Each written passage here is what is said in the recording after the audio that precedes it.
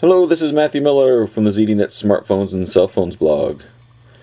As regular readers and listeners and viewers know, I'm a big fan of the Windows Phone operating system, and we are now starting to finally see Mango 7.5 devices launch. And as you can see in front of me, I have the box for T-Mobile's first version, which is the HTC Radar 4G. So here's now standard T-Mobile retail box and the device itself. Now, before we get started, one thing I wanted to show about the device was that as I first pulled it out of the box, I'm like, I've seen this device before. And so if I bring in my HTC Flyer, on the front, not so much, it doesn't look that similar, but if we turn over the back, you can see that my HTC Flyer is pretty much the big brother to the HTC Radar 4G. They both have a white bottom down here, a aluminum single design, unibody design with the HTC logo. They got another white part up top with the camera around it, the headset jack, and everything else. So it's a very similar device as far as form factor goes to the Flyer, and I personally love my Flyer. So I'm a big fan actually of the white, and I'm not new to white. I actually have a white iPhone 4, as you can see here, and if you look at the size, the Radar 4G is a bit taller and a bit wider as well compared to the iPhone. So here is the Radar 4G. Now, the only other official T-Mobile, well, sold at retail stores T-Mobile Windows Phone is the HD7, which we see here, and this is now getting to be over a year old. Dimensions wise, even though the screen is 4.3 inches, height wise they're about the same, and in width the HD7 is quite a bit wider, but height wise they're about the same. So it's really not a monster device, and looking at the thickness too, it's about the same as well. And then we also have the Dell Venue Pro, which I own, but this is sold through Dell and not through T-Mobile at all, and it is a big device with the keyboard and everything else on there, but still one of my favorites. So here is the Radar 4G. Now, looking at the device in front, before I turn it on, I'll just kind of walk through the hardware. You'll see they have a front-facing camera up top, and this is new in Mango devices. However, at this time there's no apps that support that, so it's kind of a wasted front-facing camera at the moment, which is why I don't think it's such a big deal with some of those Nokia devices. However, there is an app called Tango that is on Android and iOS, and that is supposed to be coming to Windows Phone as well, which supports that front-facing camera. And now that Microsoft owns Skype, we can envision that in the future we will see a Skype video calling application as well. Along the bottom, what we see is the capacitive touch buttons for back, start, and search. And we have both aluminum and a plastic bezel down here, and a big headset speaker on the top.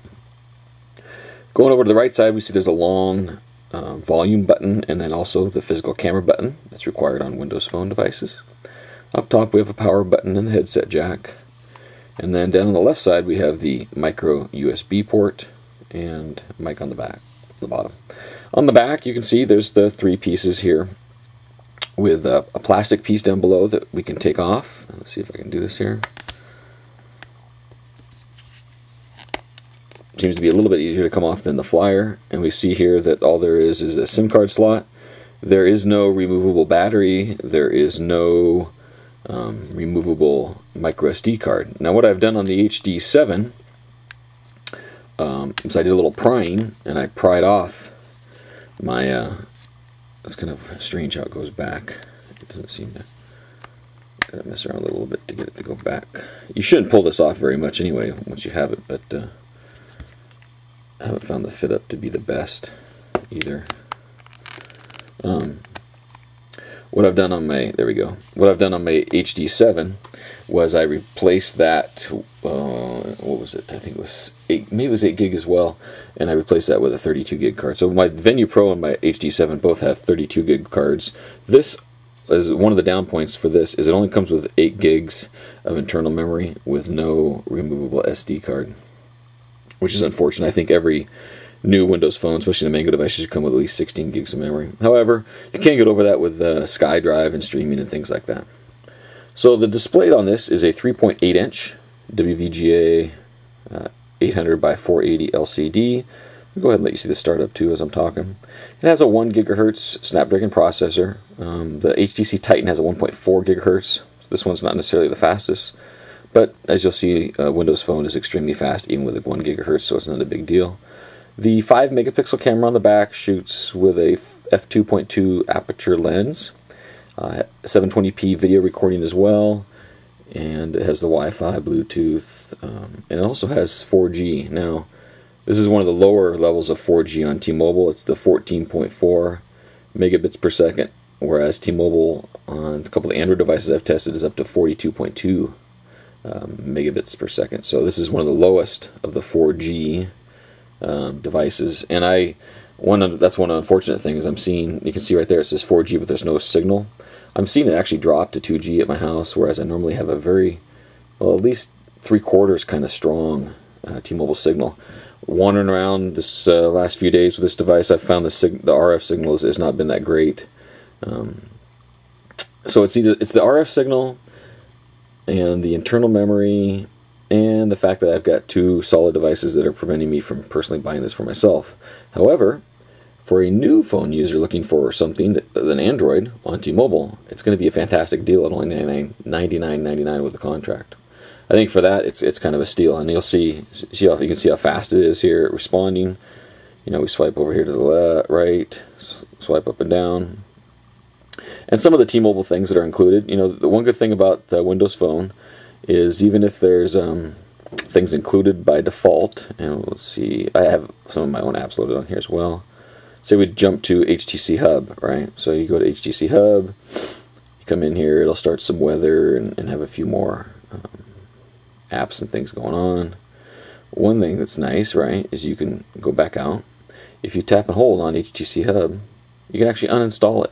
So even though on Windows Phone there's some things included by the carrier, you can uninstall those and have a pure Windows Phone device. So you have HTC Hub, you have HTC Watch, and this is their movie rental and purchase service. However, right now at this time, all I can find is the trailers, and I'm not sure.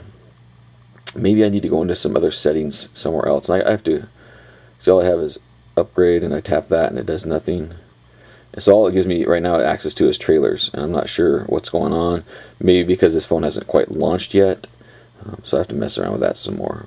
Which is kind of a nice way to rent movies too if you don't want to use the Zune Music. Going up a little bit farther, we see all the typical Windows Phone stuff. We have Slacker Radio as well, and Telenav GPS Nav. We also have T-Mobile TV, which is their streaming video service on T-Mobile. I'm not going to go ahead.